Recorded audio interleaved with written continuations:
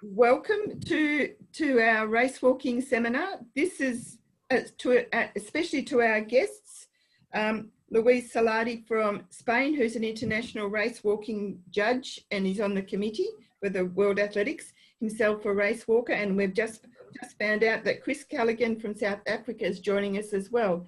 And to everybody else from all the states and territories of Australia, it's wonderful. This is the 9th virtual meeting that Athletics Victoria have held. The Victorian Officials Committee asked to put on these virtual meetings for the officials, just so that we could become socialising and educated during our COVID time. And we've been in the ring of steel for 6 months now, and find it quite hard to get on, and we felt that this was a great way for our officials to keep up to date and also to keep ourselves mentally well as well. During the presentation, if you have a chat or a question to ask, please put it in the chat box down the bottom, and we'll endeavour to answer it at any time. Keep your video on so that we can see who you are. We've decided through our virtual meetings, it's lovely to see people's faces. And this is going to be recorded, and it will be on the Athletics Victoria website for you to access for later date. Welcome Kirsten as our guest presenter. Kirsten, as you can see by the screen, she's an international race walking judge, one of only 2 in Australia, and it's a great honour to have you here tonight presenting it. So thank you, Kirsten. Please everybody mute yourself now.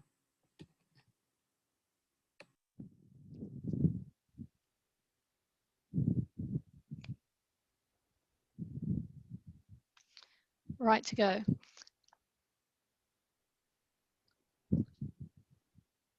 Okay, thank you, Kirsten. Okay, thank you. Okay, so you know who I am, and you know that there's only 2 of us in Australia, which is great for Australia. We're so fortunate to have 2 walk judges that are on the international panel. So this is a general presentation on race walking without quoting the rule numbers, so hoping it will enlighten you and enthuse you about race walking. If anyone has a specific question, as you've heard, about the race walking rules, formerly known as the IAAF, please feel free to send, like we've said, the chat during the presentation. But if you have something else that you want to ask me directly, contact Andrea or Victorian Athletics, and she will certainly pass it on to you. So where did I get my love for race walking? As with more than half of all walk judges, I was a race walker. I started race walking at Little Ass as an under 9. When I finished Little Ass, I decided to walk judge to help keep the races fair and honest for all walkers at my local athletics club. It was always frustrating for me when I was walking when someone went flying past breaking the rules, because there weren't enough judges on the track to cover all the positions. So I wanted to stop that happening for the next generation of walkers. I also progressed to senior athletics as a walker, competing at state and Australian championships, but eventually life became too busy when I was teaching, and it resulted in me deciding to follow my love for the event by focusing on walk judging. Now, many years later, as an international walk judge, I want to share my love for the event with as many people as possible, and hopefully some of you will want to get involved with race walking and become a judge too. Race walkers are superbly conditioned athletes. They compete in the longest track and field event at the Olympics, the 50-kilometre race walk, which is 8 kilometres longer than the marathon. The walk events have produced more medals at the Olympics for Australia than any other track and field event. But it does, however, have something of an image problem. Conforming to the rules is what makes race walkers look that bit different when competing. Research shows that race walking shares many fitness benefits with running while contributing to fewer injuries. So shouldn't everyone want to be doing it? I think so. So how did race walking begin? The race walking sport emerged from a popular spectator sport called pedestrianism in British culture. It was often professional and funded by wagering. It was a fixture at fairs, much like horse racing, throughout the 17th to the 19th century. Interest in the sport and the wagering that accompanied it spread to the United States, Canada, and Australia in the 19th century. Though by the end of the 19th century, pedestrianism was largely displaced by the rise in modern spectator sports and by a controversy involving the rules. Walkers organised the first English Amateur Walking Championship in 1866, which was won by John Chambers and judged by the fair, heel and toe rule.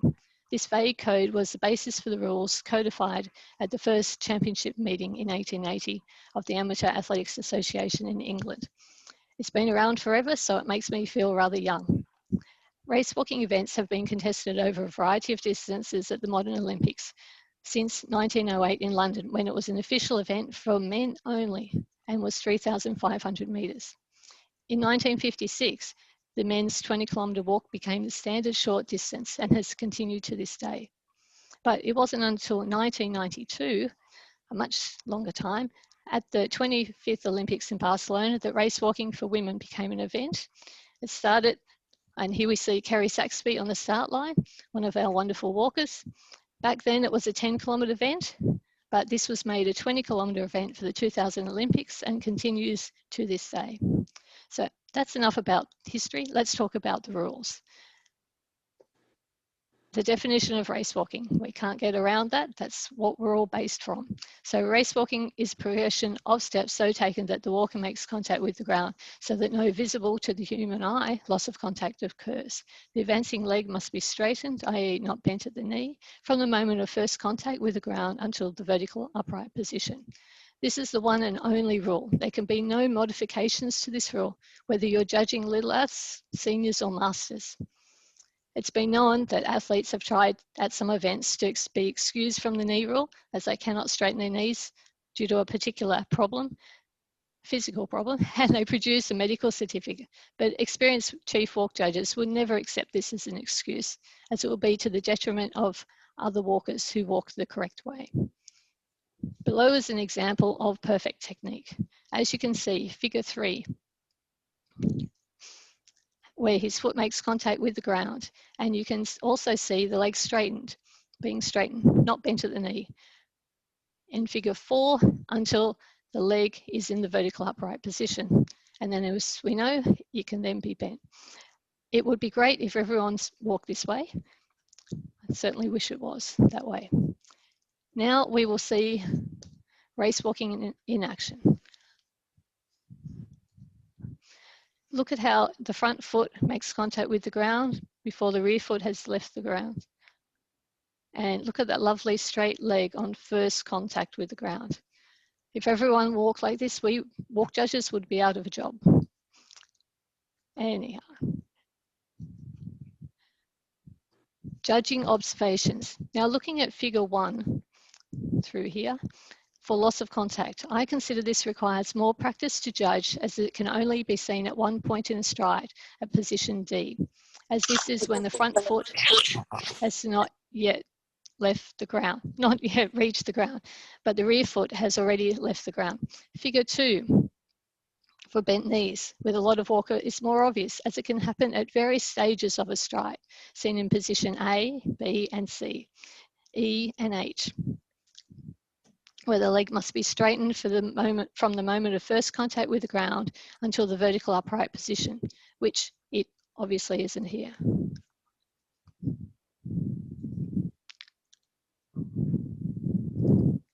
Sorry, technical problem. Is this legal?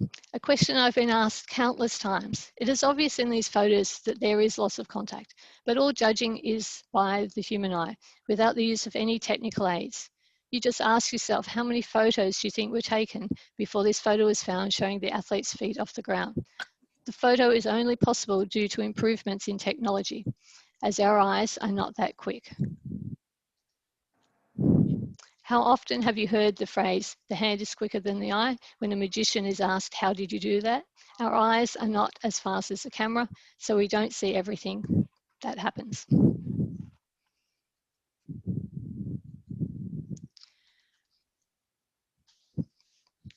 As a race walking judge, you only have approximately 3 seconds to observe the athlete when they are coming into your judging view and in which to make your decision. In a moment, you'll see a video and then you will need to indicate to me, by waving maybe, were the athletes walking well?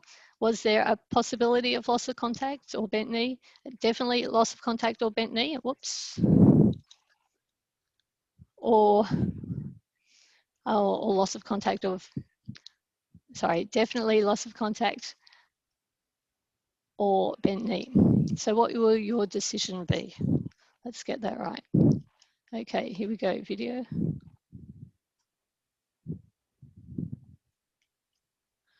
All right, if you'd like to see that again, can you just wave a hand if anyone wants to see the video again? Okay, so let's just play that again. We're looking at the walkers, possibly the ones in the second group, because these ones we can't really see their feet due to the angle of the camera. So, okay. Well, in a race, hopefully the athlete will come back past you again and you'll get a better look at the athlete. If in doubt, always give the benefit to the athlete by showing a yellow paddle. So the general opinion is the front blue pants and white shirt and white singlet, and white pants and red singlet definitely losing contact. As it's paused here, he's actually in contact with the ground, but I can't perfectly pause it the way that it was set up. So here we go. Yellow paddle. The two offences are loss of contact and bent knee. When a good judge is not completely satisfied that an athlete is complying with the race walking rule, they should, where possible, show the athlete a yellow paddle with the symbol of the offence. Making eye contact with the athlete is also helpful. This process does not contribute to disqualification, and a judge can show a yellow paddle to the same athlete only once for the knee offence and once for the loss of contact.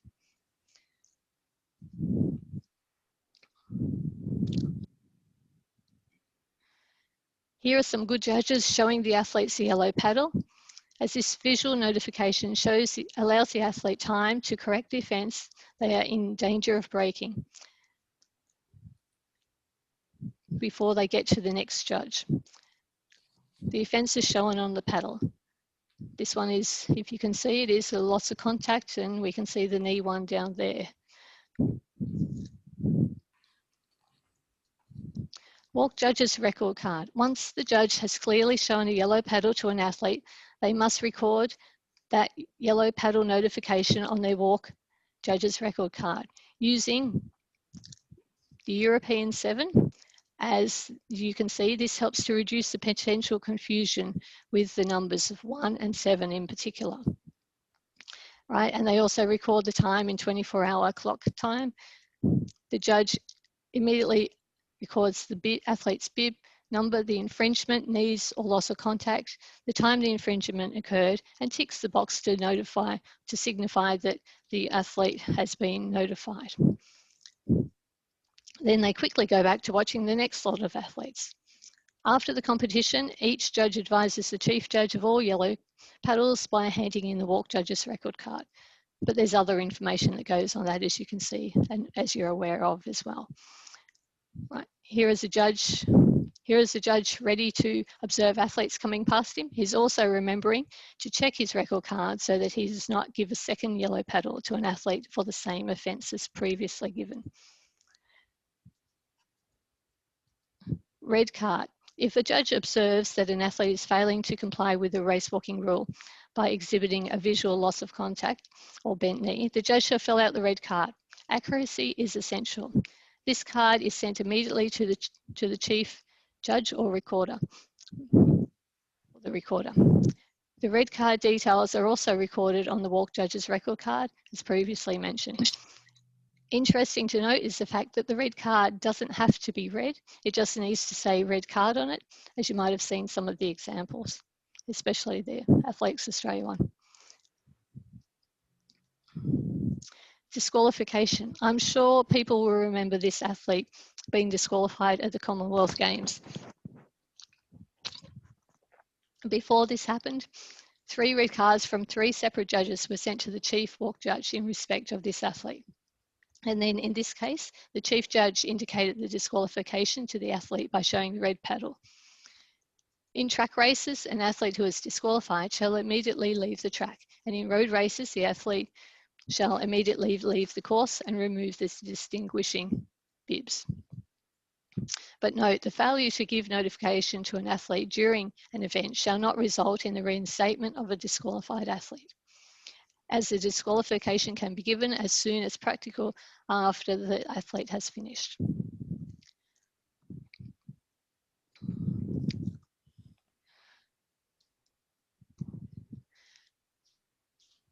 A good judge will, before the event, attend the pre-race meeting at least 1 hour prior to the scheduled start of the event. This photo is a bit dark as it was taken at the World Championships in Doha when all race walking events started minutes before midnight. At the meeting, elect a chief judge. Well, this is not done at international and national events. They've already been previously appointed. Right, they shall also follow instructions received from the chief judge, ensure they have all required equipment, and move to their judging position in time for the commencement of the event, as we don't want to see judges running to the positions during the event. It's certainly not a good look, and you'll miss some athletes.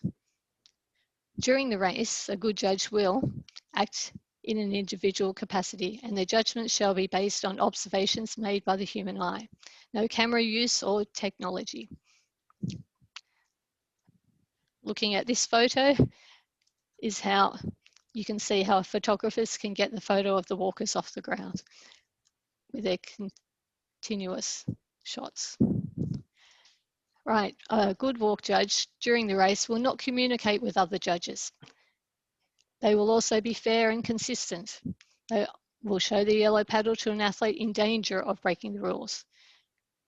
Importantly, they will not prejudge an athlete. If disqualified in a previous race, it doesn't mean they will be disqualified in this race.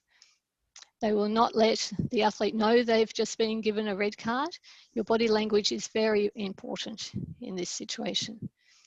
And a good judge will not give the same athlete another red card for any offence.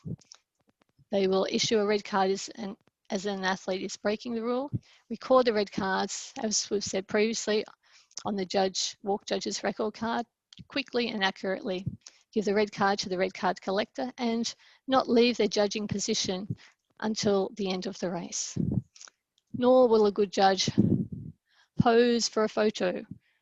These photos were obviously taken prior to the race starting. Okay, and finally, a good judge must, after the race, report to the chief judge, record and confirm that all red cards have been handed in by handing in your judge's record card, and finally attend the post-race meeting conducted by the chief judge and offer valuable information about the race, as well as answer any questions from the chief judge. It's very important. The chief judge will always, prior to the event, walk the course and decide the appropriate positions for the judges. Identify potential areas that are important to observe for judges, e.g. turning points, hill areas, if there are any, sharp turns, drinking sponging stations. If a domestic race, ascertain if any judge has an interest in the race, e.g. parent or coach. Prepare the judging summary sheet and then conduct a pre-race meeting. Approximately 1 hour prior to the start of the race, they will welcome and introduce the walk judges to the recorders, red card collectors, and chief judges' assistants. Allocate their respective judging areas, including assigning an identifying number or letter for each judge. Provide a map of the course, indicating the judging positions, posting board, water and refreshment stations. Mention potential areas of concern on the course. Synchronize the watches to the official time so that when red cards and yellow cards are given, it will be at the right time and great for the athletes to see afterwards. Issue all judges with required equipment, walk judges, record cards, red cards, all those sorts of things, yellow paddles, pens, as well as armbands, as well as check that the the judges have a water bottle, hat, sunscreen, jacket, rain poncho, whatever items they deem might be necessary. Finally, the chief judge will check the posting board is in correct position, and then finally report to the referee and confirm that all is in order with the judging panel. Oh, and you might need a poncho. Right, and there are a few differences between international events and those held in Australia, and that is during the event internationally, the chief judge shall act as a supervising official and only act as a judge in the last 100 metres of the race, where they can unilaterally disqualify an athlete. Under these circumstances, the athlete will be allowed to finish the race. Whereas at an event held in Australia, the Athletics Australia general rules allow the chief walk judge to act as a race walking judge. The chief walk judge still has the power to unilaterally disqualify an athlete in the last 100 metres, provided they are World Athletics Area Level 2 judge like Marion, Renee and Lisa, or an international Level 3 like Zoe and myself.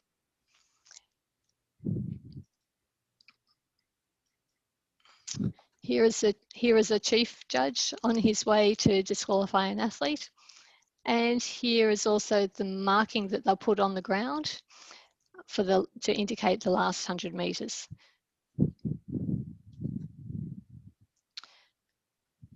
The chief walk judge after the event will check the accuracy of the recorder on the summary sheet, advise any athletes of a disqualification, and have the referee sign the sheet. After all competitions, conduct a post-race meeting with all officials involved in the race and lead a discussion about any problems, and finally send a report to the governing body. The recorder. The recorder receives all red cards during the race and records the information on the judging summary sheet. If the red cards are not completed correctly, these are returned to the walk judge for correction during the race. If a posting board is being used, the recorder works in conjunction with the posting board operator by informing the operator of the athlete's infringements, who records these on the posting board. The recorder informs the chief judge when an athlete has received 3 red cards from 3 separate judges, or 4 red cards if the penalty zone is being used. He then hands these to the chief judge to confirm. After the race has finished, all walk judges, yes, of course, hand in their red cards as collected, checked, and yellow paddle offences are entered. The judging summary sheet is the official score sheet of the race, so accuracy is essential. Okay, here is a summary sheet, a little bit small, let's make it bigger. Okay, where the yellow paddles, red cards are recorded. So let's have a look at a completed one. Right, you can see on a judge's summary sheet, we have the judges across the top, and you'll notice that there's only 5 judges here. That's because it's a track event, an international track event. Right, going down the side, we've got the athletes' numbers on the left-hand side. And say we look at the number 194, we can see that they've got a yellow paddle at 14:26, so always recorded in 24-hour time. And then in the red card column, we have the symbol of the offence and also the time. So this is helpful to an athlete after the event because they can see if they got a red card or if they got a yellow paddle, at what point in the race it happened. And then they can work on that. So this is very helpful to the athletes. Unfortunately, this athlete, number 194, ended up in the penalty zone for their 1 minute here, 14:41. And then not long after they came out of the penalty zone, unfortunately, they were disqualified. But all that information is recorded there so everyone can see it. Okay, moving on to posting boards. Posting boards. There are numerous types of posting boards used throughout Australia as well as the world, as we can see here. We've got a Victorian one and one that was overseas somewhere. Okay, 1 or more posting boards shall be placed in the course near the finish to keep athletes informed about the number of red cards that have been sent to the chief walk judge for each athlete. It's important that the board is placed in a position where all athletes can clearly see the whole board and its contents easily. The symbol of each offence should be indicated on the posting board. Here we can see the symbol of the event of each offence. The actual offence is on these. It's just a little bit hard to see when I made the picture small. I didn't notice that. Okay, so red card collectors take the cards to the recorder, and once the red cards have been checked by the recorder and entered onto the judging summary sheet, it's passed to the posting board operator, who will record the athlete's number and the offence on the board. Lots of the boards are whiteboards, but some events have more advanced electronic posting boards. Here you'll see on this one on the right though, after talking about the European 7, this wasn't used in an event where this one came, which was from China. So it's up to the area to determine what information they want recorded on the board. So there was certainly a lot of athletes in that event because that was actually the second board. So I certainly am glad that I wasn't the posting board operator in that situation or the recorder. But whatever job you're doing, it is just as important as the next job. Here's some electronic posting boards and accompanying keypads used for the transmission. Not all electronic boards have keypads, but here is an example of a keypad from Doha, and we have a few more. When you have a keypad, you also get a lovely judge's secretary, and that's this man's job here with the red cap. He's a judge's secretary. He enters the information that you physically write down on a red card, you hand it to him, and he then types it into the handheld device that he has there. And there's another electronic posting board, a much bigger board, and the last board is certainly a portable type of board because it's attached to the side of a truck. I've never seen a board that big before in my life. It's, that board didn't have keypads. It had all these lovely volunteers that were going to ride backwards and forwards on bicycles. They certainly had a lot of volunteers, which was great. Has anyone seen, can anyone wave to indicate that they've seen Athletics Australia's electronic posting board? Can I see some waves there? Yes, okay, I saw a wave. Okay, we've used it in Adelaide at the Oceania Championships before COVID came along. It was great use of technology. Right, now I think it's time for a little bit of a break. We have a game that involves, it's going to go for 3 minutes in which you need to move about. So I'm sort of forcing you to move about in a different way. So you'll have to collect some items. Now these items are the items that you would bring to a walks event other than paddles, an armband and paperwork, because normally in Australia we don't bring those things with us. So the only rule is that you can't get them from an athletics bag if you've got an athletics bag close by. 3 minutes doesn't sound long, but really it is a long period of time. So if you'd like to get those legs moving, because I'm certainly needing my legs to move. Okay, get those legs moving. Let's see who can actually move around and find some items. So you've got to think about what things I talked about previously that you'd need. I don't want to get wet. I don't want to be thirsty, all those sorts of things. And we'll see how we go. So on your marks, go. So I should see blank screens. All my stuff's downstairs. Oh no, someone can't get downstairs and upstairs in that amount of time. I'm very sorry. Hopefully some people will be able to make the most of the time. Oh yes, I've seen a lot of people have got up and moved. That is wonderful.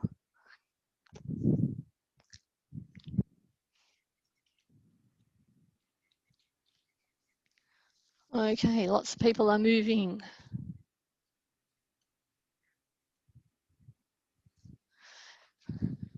Gosh, some people are moving, some people are fast. It's only been 30 seconds.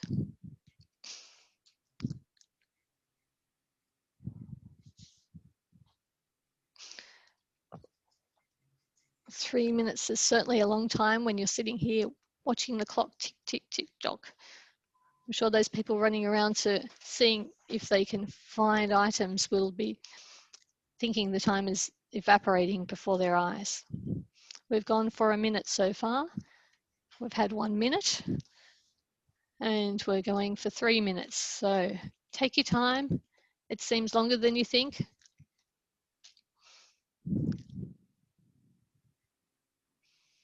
And hopefully during this time you've had time to stretch, either stretching to get something that will save you from being thirsty, like I just did then, or something else. So we've had 1 minute 40. Gosh, some people are very clever and fast. How come your mother stayed there? How come she stayed there? I Yeah. don't know. Did she stay there? I can see her. Pramesh, what are you doing?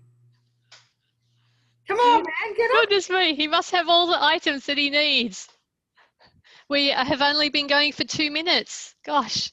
Simone's right. She's got hers. Carmen's got her stuff.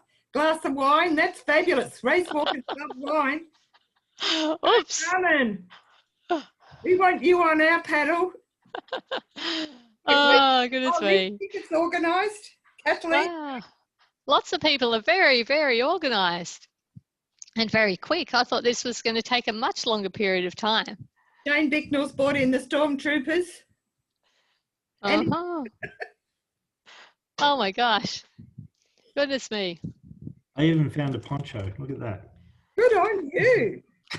Goodness me. Wow. And I think we all need this now, so a mask. Oh, goodness me.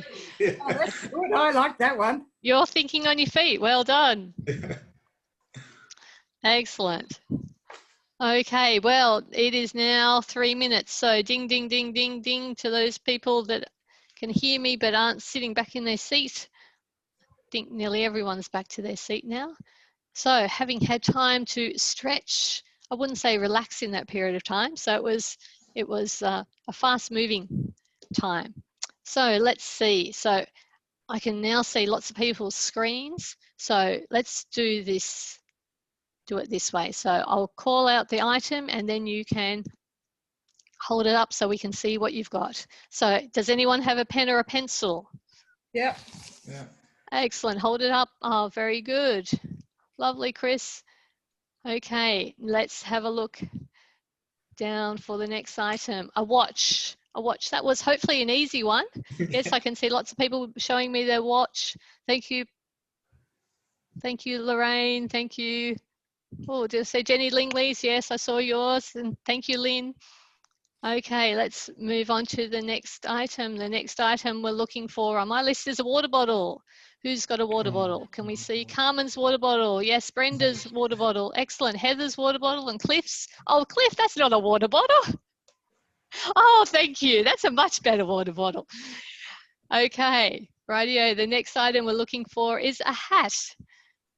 How many people have a hat? Oh, Cliff's got a hat.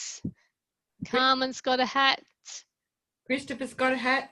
Excellent. Has Peter Price got a hat? No, not yet. Jenny Boardman's got a lovely hat. So has Rodney Clark. Excellent. Very nice. Jenny Rutter as well. Okay, moving on to the next item. We're looking for a jacket. Oh, Di Loudon has already got the jacket on. I didn't say to put the jacket on. It might be a bit hot. Thank you, Robert. Robert's got one. Lorraine's got a jacket there. Lovely. It's even on a coat hanger. Okay. Thank you, Jenny Lingley. Has Shane Bicknell got a jacket? Yes, yes, he's got one there too. Excellent. Thank you, Cliff. Right. And let's see. Sunscreen. Sunscreen. Have people got sunscreen? Where is, oh, it's not a sunny day. Oh, Cliff Bernard's got one.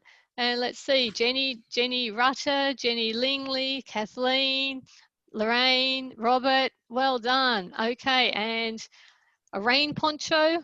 Some people might be thinking it will rain, it won't rain. It always seems to rain when walk judges go out there to judge on a course. Lovely, Rodney Clark. Very nice. Those plastic ones are very hard to get back into their bags, aren't they? It's often also helpful, though I didn't mention it. Oh, sorry, there was Wayne Fletcher had something there as well. Was that a rain poncho, Wayne? No, something. Okay. Rain pants. Oh, rain pants. Yes, rain pants. Some other people have shown me some other items, like something to snack on. And Ramesh told us about needing my mask. Rodney's showing me a fruit bar to eat. Kathleen's got some hand sanitizer. Excellent. Some people have been thinking about a whole lot of other things that weren't on my list. Creative thinking. Excellent. And a clipboard. Lip balm. Lip balm, some lollies. Oh, lip balm and lollies. Excellent. Right, thank you. Well, that's a different sort of game. So if you had 5 or more of those items, congratulations. You're certainly well prepared as a walk official. Well done. Okay, so let's continue on with this mode. Right, here we have, now I can't see my screen because I've got everyone's face on it. Sorry, here we have the penalty zone. And formerly known as the pit lane. This new addition to the rules gives the athletes a chance to reflect on their actions during the race and then hopefully amend their mistake and therefore avoid disqualification. How does it work, I hear you say? I'm sure I heard someone say that. Well, not all races have a penalty zone, but if there's no penalty zone is used, once an athlete has received 3 red cards from 3 separate judges, then they are disqualified and shown a red paddle.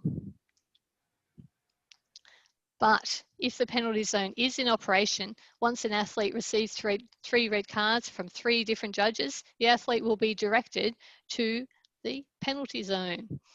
And they will have to serve a time penalty depending on the distance of the race. If the athlete receives a 4th red card from another different judge, then they are disqualified. Also, if an athlete fails to enter the penalty zone when directed there or remain there for the applicable period, they shall be disqualified by the referee. But if it's not practical for an athlete to enter the penalty zone before the end of the race, the referee shall add the time they should have spent there to their finish time and, if necessary, adjust the result placings. Sorry, I need a drink of water too. Okay, so, and they'll end up being shown the red paddle. So, remembering what you've just learned, here is a posting board showing 3 cards for 2 athletes and 4 red cards for another athlete. Were they using the penalty zone or not for this event? How do we know? Well, the quick way that you can see if they're using the penalty zone is the number of spaces that are set up on the board. If it's actually not having a penalty zone, there's only 3 spaces. When there's a penalty zone, there are 4 spaces. So yes, a penalty zone was used for this event. So there are time periods that an athlete would spend in the penalty zone. And as you can see, the longer the race, the longer the time penalty. Here are some indicators that athletes will be shown depending upon the race that they're in, the distance they're traveling. They will be shown these when they need to go into the penalty zone. The chief judge or the chief judge's assistant is the one that shows them the penalty zone indicator. And these ones, or the 5-minute one, is obviously for the 50-kilometre, 2-minute one is for the 20-kilometre. Right, there cannot be a penalty zone used for races less than 5,000 metres. And that's something that some people have asked in the past, and I'm sure they'll ask in the future. Can we just chop it down? Well, those are the time periods. They might change as they have changed in the past, but these are the current time periods. Right. Now we have the penalty zone set up. Penalty zone is organised by the track officials. It's not a job that's done by the walk judges. It's all run and controlled by the track officials. It should be located, if on a track, in the final straight, in lanes 5 through to 7, close to the 80-metre start on the track, but after the posting board. So here's the posting board, and then we've got the penalty zone here. It should be the same width. Sorry, it should be a maximum of 10 metres in length, and the width can actually vary. It should be able to hold 5 athletes at a time. So small barriers or cones can be used to clearly identify the area, and the athlete is free to stop or continue moving inside the area. However, there's no benches, there's no access to refreshments, drinking, sponging, or other kind of assistance, but communication with athletes, coaches is allowed. provided the coach doesn't enter the restricted area. And the one important thing is the athlete is not judged at all in this area. The setup for road events should be very similar to this. It's just looking at the area that they have to do, the space, adequate space that they have to do it in. There is a penalty zone manager and one assistant in charge of the athlete's entry and exit, plus the control of the penalty time. Right, here are some penalty zones. Firstly, a standard penalty zone with flags. It's maybe a little bit bigger than I just described, but it's up to the organising committee to determine the size of this. Here we have another penalty zone. And the next one is penalty zone from China, where they have different style of cone-like things, but they have shade because of the heat conditions. So the weather conditions can alter the shape and the size of the penalty zone. Okay, then we have another penalty zone in a very humid climate, although there's something more interesting in this penalty zone. Wave, could everyone wave? Oh, not everyone wave, but sorry. Could you wave if you can see something different in this penalty zone that you've seen in the other penalty zones? Ah, lovely, some people waving. And if I could hear you, I'm sure that you would be saying, it's a portaloo or a funny looking box. Yes, well, this was taken on the second night of competition in Doha, because due to the extreme humidity on the first night, an athlete came into the penalty zone and said he needed the bathroom, but as it's not normally part of the equipment for the penalty zone, he just had to make the best of a bad situation. Then for the next 2 nights though, they were prepared and they had one in the penalty zone. I think the future of the penalty zone should include a portaloo. It's something you can't just get out of thin air. Okay, here we have an athlete. Here we have an athlete just about to leave the penalty zone, and we can also see the official that's had the job of timing this athlete in the penalty zone. Right, now the start. Races shall be started by the firing of a gun, cannon, air horn, or like device. In races which included a large number of athletes, a 5 minute, 3 minute and 2 minute, 3 minute and 1 minute warnings of the race shall be shown. Similar to what we can see here in China, there's 1, 3 and 5. And here we can see at least the 1 minute start at the Olympics in London. And then they're off. Okay, I'm sure we can see a few Australians there in that pack. I can see Ridden Cowley and I can see Dane Bird-Smith there as well. Right, maybe that's Ridden at the back there as well, behind that other fellow in a very similar coloured uniform. Moving on to the safety of everyone involved with the event. The organisers of race walking events shall ensure the safety of athletes and officials. They shall ensure that the roads used for the competition are closed to motorised traffic in all directions. At international events, you just need to also be aware of the cameraman on the motorbike. Sometimes, like in Doha, there are more than one, which I found out. I didn't hit it, he didn't hit me, but yes, I didn't realise that there'd be more than one. Okay, now we have drinking, sponging and refreshment stations. There is a difference between these. A drinking and sponge station is only a place where water can be given or taken by athletes. For all events of 5 kilometres or longer, up to including 10 kilometres, water only, drinking and sponging, like I said, stations shall be provided at suitable intervals if weather conditions warrant such provision.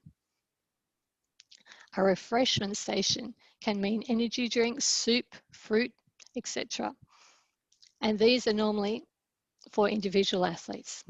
For all events longer than 10 kilometres, refreshment stations shall be provided at every lap. Have a look on the photo on the right at the World Race Walking Cup. Can you see the coloured liquid in the bottles? I'm not sure what it is, but it looks nice. It looks very colourful.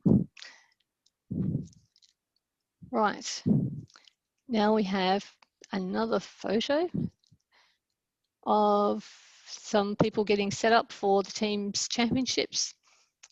We can see here that it was taken early in the day because unfortunately Australia's not there set up as yet, but only 2 officials from each country are allowed behind the tables. So it might be very tight quarters for at this setup here, a little bit more spread out back over here on the one on the photo on the right. So either or both the organisers and the athletes can provide refreshments subject to conditions, may be handed over to the over at the stations by authorised persons, subject to conditions. Refreshments provided by the athletes shall be kept under the supervision of officials designated by the organising committee from the time that the refreshments are lodged by the athletes or their representatives. Here are some individual refreshments from Great Britain. They look very official. Authorised persons may not enter the course nor obstruct any athlete to do so. They may hand a refreshment to the athlete either from behind or from a position no more than 1 metre to the side. But in some situations, you certainly haven't got even a metre's difference between one table and the next. So some different places have, this one in particular in China has a piece of tape to prevent people entering the course. And at the World Championships in Doha, they even put a lovely witch's cone there to, it might be to trip up the people trying to get onto the course, but hopefully to stop the athletes, the athletes being obstructed by a person handing out water. Right. So water and suitable refreshments shall be available at the start and finish of all races. An athlete who receives or collects refreshment or water from a place other than an official station, except where provided for medical reasons, from or under the direction of officials, or takes the refreshment from another athlete, should be warned by the referee by showing a yellow card. The second time the offence occurs, the referee shall disqualify the athlete by showing a red card, and the athlete shall immediately leave the course. For Australian championships and local events, sufficient water and refreshment stations need to be set up, as they always are. However, at most of these events, we don't have individual tables for the various states, so often lots of people are standing behind our tables. All right.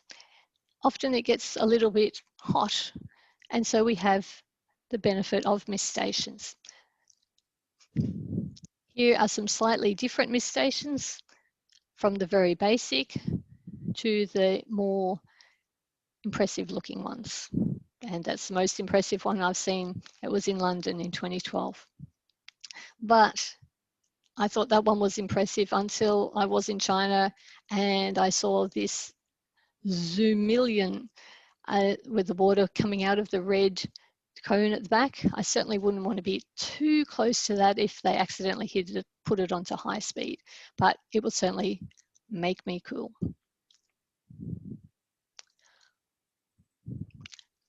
Road courses, okay, here we go. The standard championship distances on road courses are 20 and 50k for men, 20k for women, and 10k for under 20 and under 20 men and women. The road circuit shall be no shorter than 1 kilometre and no longer than 2 kilometres. For events that start and finish in the stadium, the circuit should be located as close as possible to the stadium. For the 50-kilometre events, it would be a 2-kilometre lap, and the 20-kilometre events, it would be a 1-kilometre lap. The organising committee get to decide whether the circuit will be located in their town, close to the stadium, in the stadium, or finishing in the stadium or starting in the stadium. That's up to the local organising committee. Here we have an example of London. It was obviously outside the stadium, and on the left-hand side, there's a long stripe, and that was where the refreshment station was, and up the other end was the drinking and sponging stations. This event in Rome, they had it starting nowhere near the stadium, but it certainly finished in the stadium. Just down the bottom here is where it finished. It all depends upon what the organising committee has decided to do. Okay, here we have another event, and this one is just simply out and back. So just round and round. We have on this map, there's bathrooms indicated, the penalty zone indicated, water and refreshments indicated. Okay, here we now have some lovely judges. Okay, for the road races, there should normally be a minimum of 6 to a maximum of 9 judges, including the chief judge. And for track races, there should normally be 6 judges, including the chief judge. Right, the race areas. The road areas that are very important to observe are during the acceleration at the start. There are just masses of people at that event. And, oh yeah, there's Regan Lamble there. Right, another area is while passing another athlete, when they're in the middle of a group, and then around turning points. And here we have a whole lot of athletes going around a turning point. It makes judging extremely hard, but you need to be there to make it fair for all. When there's less people, you certainly get a much better view, and I can certainly see Chris Ericsson's straight leg there. Very nice. Right, there are often, we hope there are no sharp turns, but there are sometimes sharp turns. But it's also essential that you're doing a consistent judging and that it continues all the way through from the fastest athletes to the athletes at the tail end. It's also important that the athletes continue across the line. Right, here we have some courses for you to have a look at. Nowadays, the courses are long and flat roads, no major hills or anything, allowing the athletes to get the best possible times that they can for at the events, whether it's a qualifying event or it's at the actual championship. We have lots of officials at this event that were kindly sweeping off some leaves, making it safe for everyone.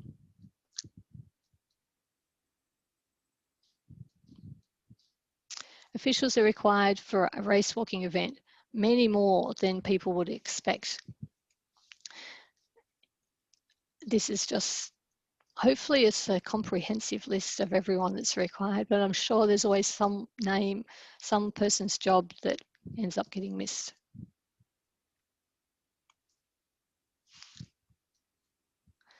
Okay. Right, now we have a question and answer time. If anyone has any questions that have not come in during the presentation, they can send them in now. Sorry, Lorraine. There's one, some of them have been answered. One of them was asked, what's the difference between a 3rd red card or a 4th red card DQ?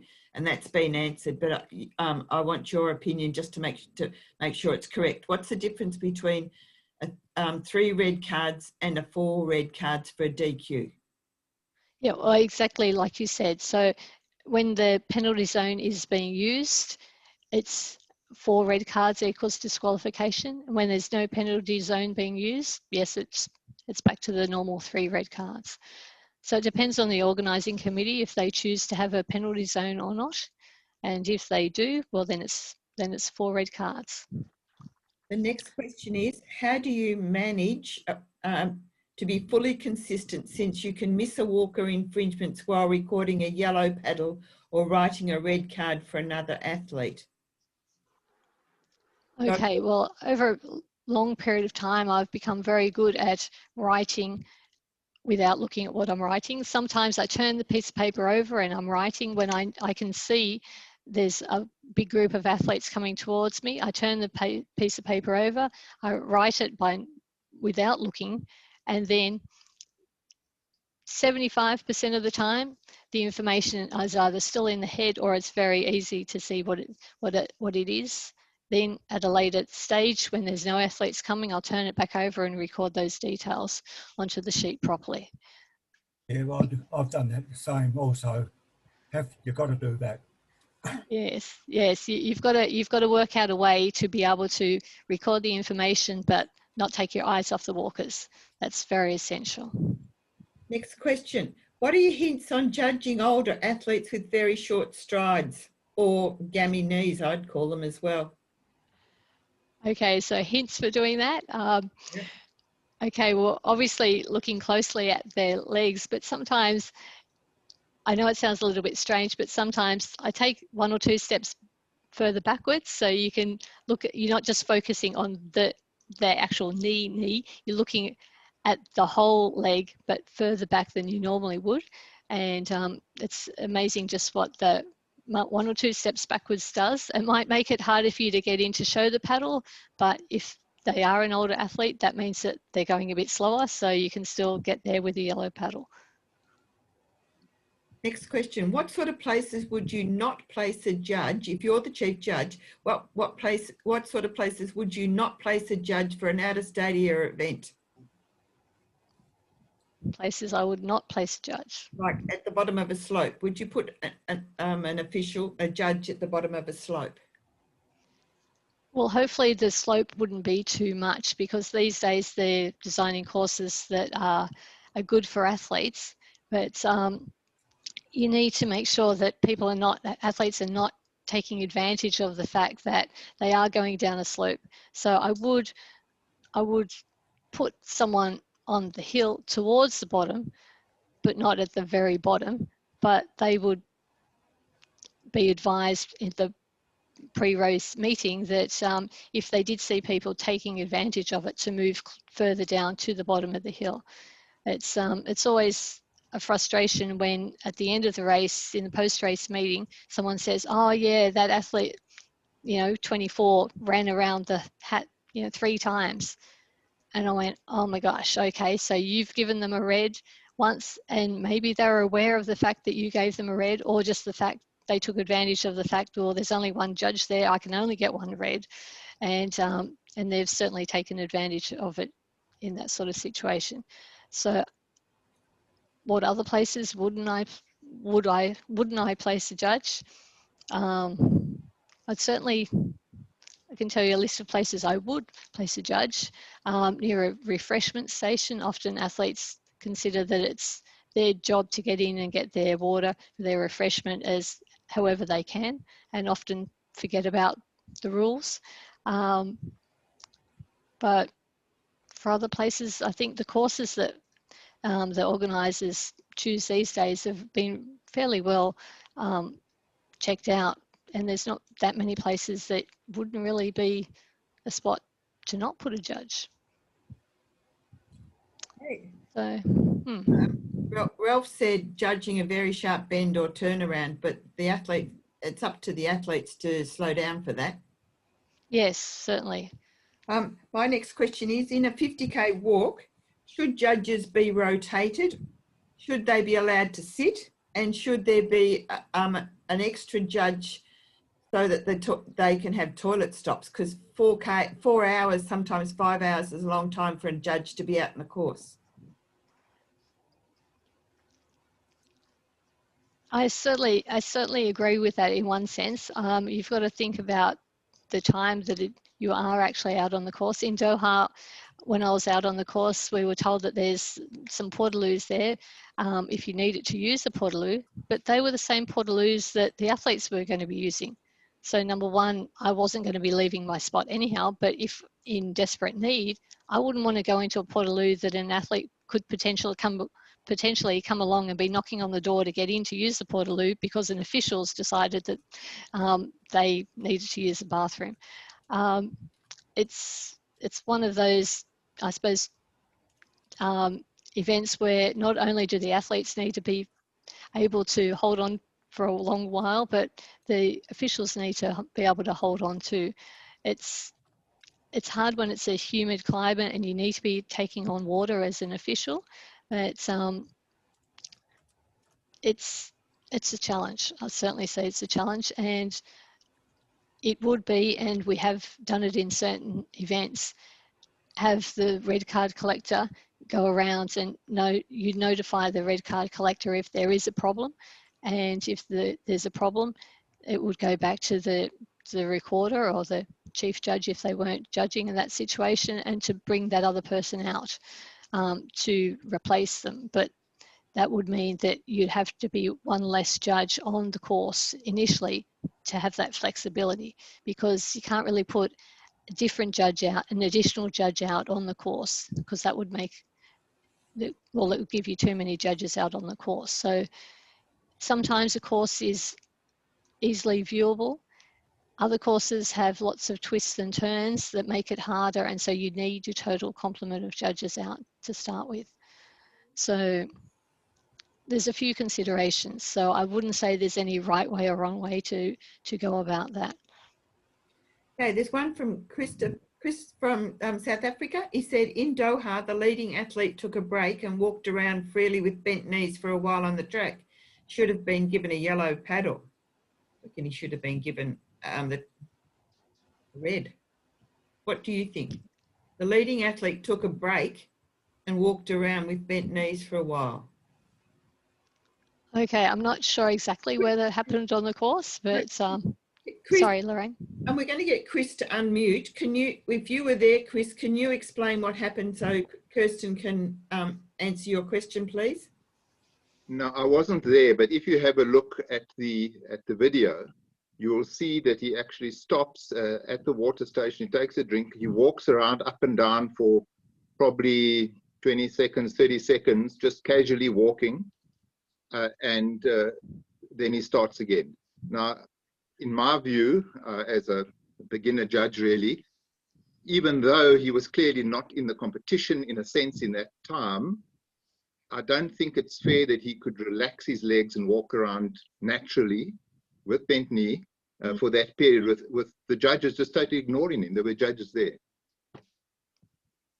Okay, were you aware that they had not already given him a red card? Well, I'm not sure how many red cards he actually ended up with. He ended with nothing. He had no infringements at the end. Wow.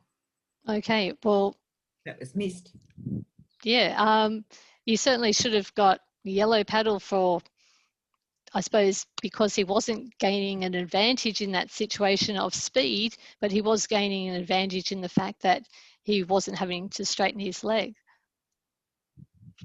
Yeah, it's just a matter of relaxation in that period, and I encourage you to have a look at the video and see where it happens. I'd love to hear, after you've seen it, what your view is. Okay, we'll certainly go and have a look and get back to you, Chris, and hopefully I can get your details from Andrea and we can continue that conversation. Thank you. Thanks very much, both of you. Wayne's asked, if a red card is not correct and it's been sent in to the recorder / chief judge and you send it back to that judge but don't get it returned, what do you do? Okay, if it doesn't come back to the recorder? Mm-hmm. Correct. Okay, sorry. So it's up to that judge to correct it and then send it back. So I would wait till the end of the race. If at the end of the race the judge handed in their judge's record card and it was on there, then obviously the red card would have to have been handed in at the same point. The other result is that the judge could have decided that, well, it was a mistake, I shouldn't have done it, and they've crossed it out on their record card, and so then I wouldn't be requiring a red card for that. So I suppose there's two situations. It could have been a mistake, and having it sent back to the judge, they've gone, oh my gosh, why did I send that at all? And they've ripped it up and thrown it away and crossed it off their list, or maybe they hadn't written it on their record card. Or a red card comes in at the end and it's a valid red card that was given, but unfortunately didn't make the board. Okay, most of the time it's not filled in correctly, and that's what you actually send them back for, isn't it? That's correct, yes. Okay. Yeah, they've missed one number, they've either not put their number on them themselves, or they're not signed it, or they've done some other small mistake, but you know, there are situations where people have made a mistake and put down the wrong number, or two numbers were very similar and they've gone, oh yeah, okay, I didn't finish filling that out, or you know, it was a 3-digit number and I only put 2 digits on there. So it is essential that it's sent back to the record, to the judge. But if it doesn't come to the recorder on the record card or in person during the race, then that's how it goes. One from Rodney. What would be the most important and best piece of advice for a new judge at grassroots level? To get out and judge as many races as you possibly can. The more you do it, the more often you do it, the better judge that you become. And that's the best advice I can give. It's not about, oh, I judged a really good race and then you wait a month or two and then you judge another race. It's no, getting out there and judging a whole variety of different people. Doing little kids is totally different than doing seniors in one respect, but just the differences in people's style can be so different in one race that, you know, you might as well be judging, you know, a little athletics race compared to a seniors race, because the styles are so totally different. The more you do it, the better you get at doing it. So do it as often as you can. I think you also should have a mentor with you a fair bit of the time early on. That helps. Say that again, please. Sorry. I also find that when a new judge starts, they should have a mentor with them and go through the procedure a number of times, not just throw them out there and just go and do it. For those people who are wondering who's speaking, it's Wayne Fletcher from Tasmania. He was one of our international race walking judges for many years and has since retired from the panel. Thank you, Wayne, for your comment. The next one's from Cliff, Kirsten. Kirsten, you touched on knobbly knees earlier on, and his question is, are kids with knobbly knees destined for failure in the sport? I'm not sure that I touched on it, but you've got to look at the overall leg. Often judges do see a knobbly knee and go, oh, look, yeah, it's looking bent, but you've got to be a consistent judge. You've got to look at the leg as an overall leg, we're just not looking at the knee. When you're doing the knee, you're just not focusing on that actual knee, because yes, then it does become, oh, I've got a knobbly knee, they're just looking at my knee. So looking at the overall leg as a judge is what makes you a good judge, and something that I hope everyone would do as a judge. Thank you. Chris has asked, how do you deal with a red card where the judge has not identified themselves on the card? And you might have a pile and it hasn't gone back to that judge.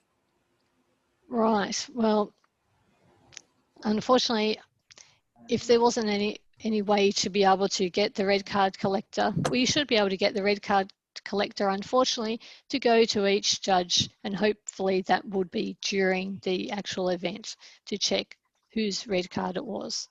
But before that actually happened, to avoid that happening, you should have the person that's bringing in the red card stopping, just making sure that there's a number, and there's a number of the judge and number of the athlete on the red card before they've taken the red card in. I know sometimes we don't encourage the red card collectors to look at them, but a quick check process of seeing there's, you know, 2 numbers written there, there's a judge number, there's an athlete number written there. They're the most important things, because if they're not there, you won't know who you're talking about, and you won't know where to go back to check if there's a problem. And the good thing is to be prepared before the race to sign a few. Yes, that's certainly one thing that you see a lot of judges doing. They're signing their name and putting their judge's number on the sheet at the actual point where they get the red cards, because it saves a lot of time and a lot of frustration when there's a red card collector coming and you know you've got to finish filling this in so you can give it to them, so that then it can get to the posting board to let the athlete know that hey, there is something wrong with your style now, and that's obviously the offence that you need to fix.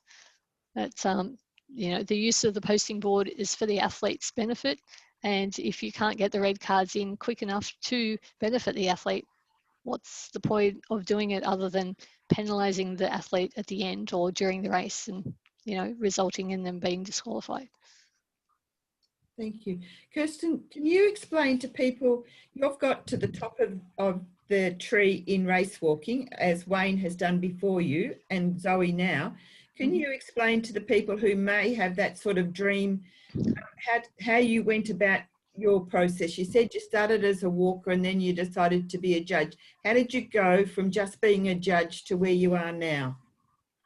Okay, well, it was a long path, but that's the way to do it. Like I said, I started at Little Athletics and became a qualified judge there, and then when it got to senior athletics in New South Wales, it was a lot of time spent volunteering, officiating. But I suppose it's one thing that you can't sort of be just fully focused on in one sense. In New South Wales, all walk judges need to do another event. You can't just be a walk judge alone because there's so many events out there and that require so many people to do it. So getting interested in, I'm interested in the track, so I became an umpire as well. It's so volunteering my time became a fun activity to do on the weekends, and it certainly kept my interest in the sport when I didn't have the time to dedicate to training that I wanted to. So many seasons out there on the track, and then I was fortunate enough to be asked initially. Back then, you were asked to nominate for an Australian Championships, which is what I did, and there was some good, helpful walk judges that were there to increase the numbers of walk judges, though there weren't that many. But just having a talk to them not during the competition, after the competition, just encouraged me to continue doing it. I mean, I followed, I suppose, Jill Huxley, and she was one person that you know, said, well, you know, there is a way to get to the top, but you've just got to be prepared to put in the time and the effort. And it is a lot of time and it is a lot of effort. But so going to an Australian Championship, yes, I went to one, and then I went to another one, and then suddenly I realised that, oh, I'm putting my name down for all these Australian Championships. That's wonderful. And I'm getting to meet all these other people from other states and learning about their interesting walkers as well. It was certainly a fun thing to be able to do, and so, you know, continuing to officiate at national events was the way to actually do it. If you're not prepared to put in the time or the effort, it's unfortunate. We need walk judges, and we certainly need a lot of walk judges to be out there consistently judging, and that was what I was doing, out there consistently judging, and also finding a spot to do another event as an official.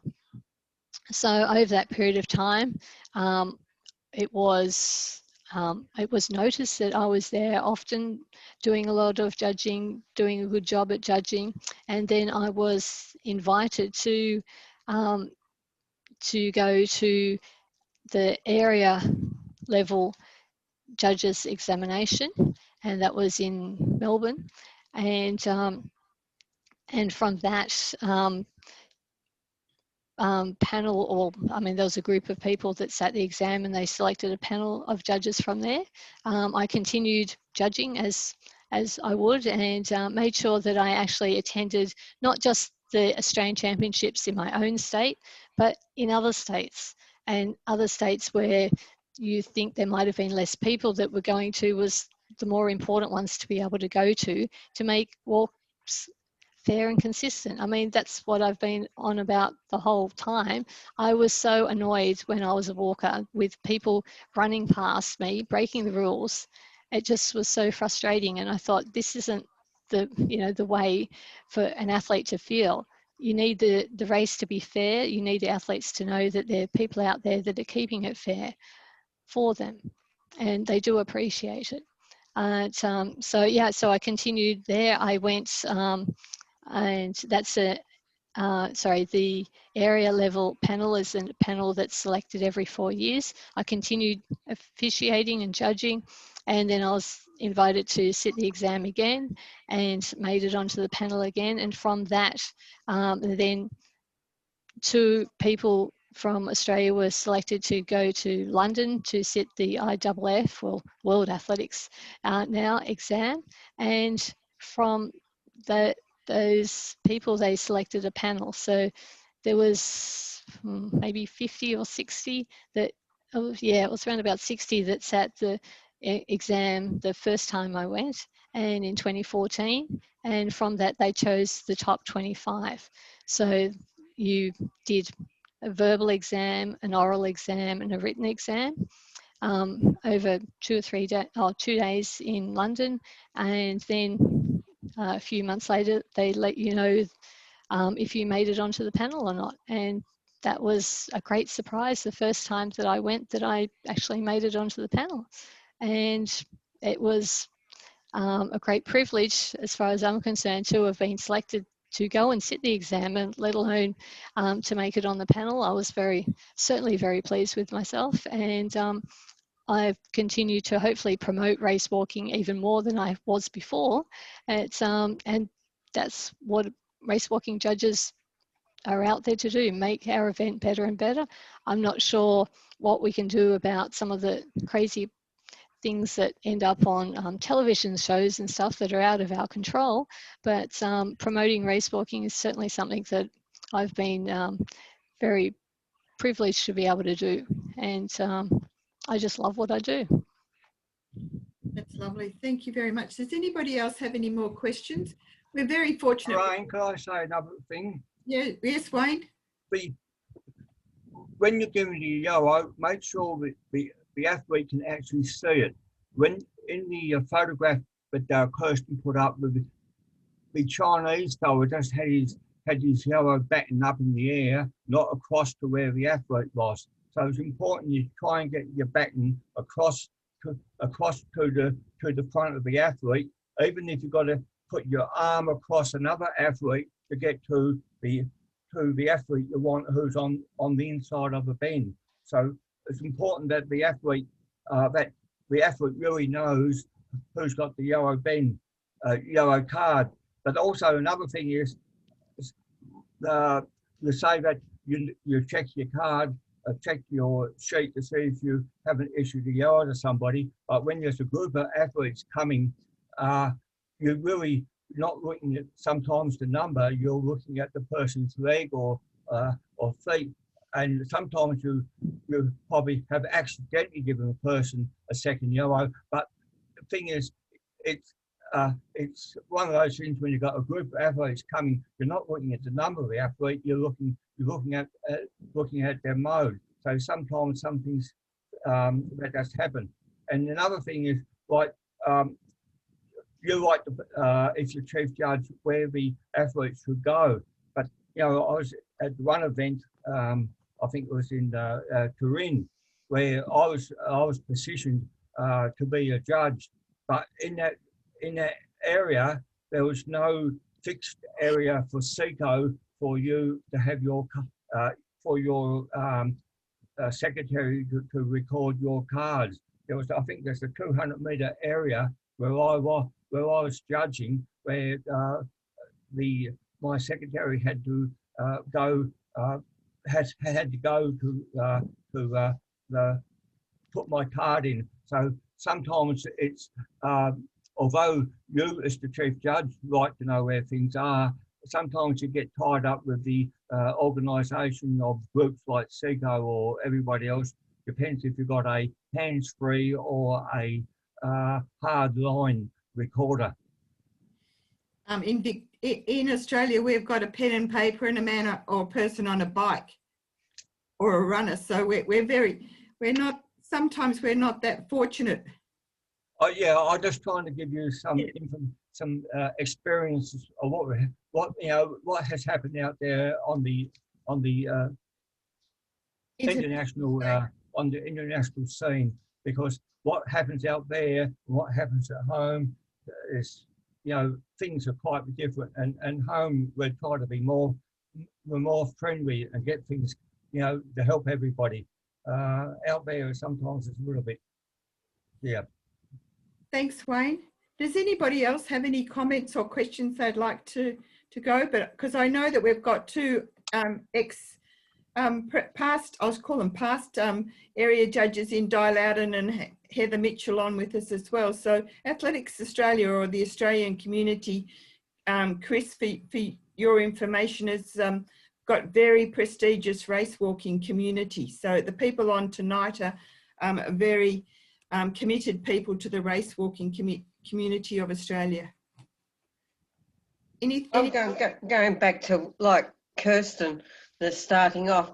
My boys used to walk, and I and the boy that used to win and break all the records, and the walk judges were his mum, dad, and sister. So I decided it was time that there was another independent judge going. So that's why you started. Yeah. Well, with mum, dad, and sister, and then breaking all the records around the place. Yeah. So anybody else have any comments or questions? Kirsten, Just one question. Who's Chris, we have in Pretoria, in Gauteng North, we have one of our new judges whose daughter is a top walker. And what we do with him, because we don't have enough judges, is if she is walking, we put him on as the recorder or the board operator, where he's not actually judging. And in that way, we actually manage with a person whose daughter is walking. I hope that's a legal way of handling it. Yes, that certainly is a legal way. Sorry. Keep going, Kirsten. Oh, sorry. Yeah, that certainly is a legal way. You need to keep the parent involved with the walking, but not actually putting them out on the judging panel. So that certainly is the best way to keep them involved with it, because every person that's involved with the walking or community officialing is important for the event. And no, just because you're not out there judging doesn't mean that your job isn't important. So it's an excellent way to keep them involved whilst their child is, rising up the ranks and getting great results, but also to, keep your numbers of walk officials bigger than turning someone, a volunteer, away, which is something I'd never do. That's lovely. Well, thank you very much, everybody. And thank you, especially to you, Kirsten, for your presentation. It was very much appreciated by all of us, giving your little anecdotes of the things that you've done and the places that you've been. Your love of the sport has actually come through. Please continue officiating, because we love it that we've got you at the top, you and Zoe at the top for the time being. And I just hope some of the other people that are on may even achieve the status that you've done. So good night, everybody. And we look forward to you coming to another of our meetings sometime soon. Thank you very much. Thank you, Kristen. Take care. Thank you. Thank you very much, everyone, for listening to my presentation as well. It's great to be part of the walk judging community, walking community. And I just think that the most important thing is that a walk judge can do is be impartial and fair to all the walkers, whether they're in the top lead group or that they're at the back of the pack. And the use of that yellow paddle is so important, because it gives the athletes a chance to correct their errors before they get to the next judge. So thank you very much for listening, and I look forward to seeing those happy faces when we can actually meet together, hopefully very soon. Fingers crossed. Thanks, Kirsten. Excellent presentation. Thank you. Okay. Thanks, Kirsten. Thank you. Thank you. Thank you.